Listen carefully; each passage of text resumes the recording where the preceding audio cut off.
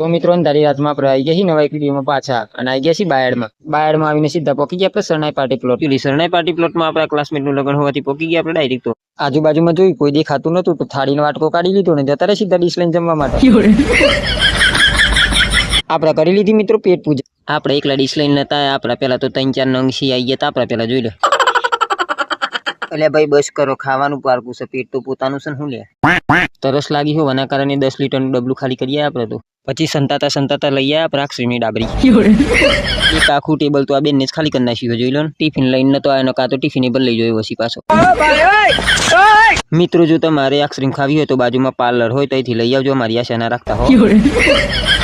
પછી ચાલતા થોડા ઘણા આગળ જતા રહ્યા આપણે. પછી મંડપ વાળા આપણને લેવા આવી ગયા. અરે કહેના ક્યાં ચાહતે હો. પછી ચાલતા મિત્રો આપણે આવી ગયા આ બાજુના એકલા માટે હતા, કેમ કે આપણે પેલી બાજુ નતા ગયા. કુછ ભી.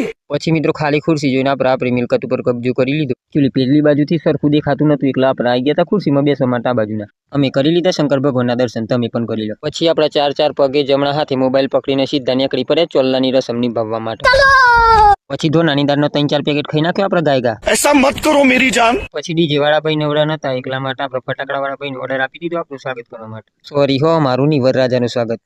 પછી આ ભાઈ આવી ગયા બાજુના, તો એમના જોડે લઈ લીધું પાઇનેપલ નો જ્યુસ પીવા માટે. પછી અમારા ભાઈ બંધોને તો બહુ ભાવ્યું આ જ્યુસ. પછી એમને તો લઈ લીધા 2-3 ગ્લાસ ઠપકારી નાખ્યા ગાયગા. પછી નીકળી ગયા મિત્રો આપણે સીધા ઘરે જવા માટે. ના એ પેલા તો આપણે વિડીયો ના ફોટા ઘણું બધું ઉતારી દીધું હો. પછી પકડી નાખ્યો આપણે હાઈવે નંબર 364 માં.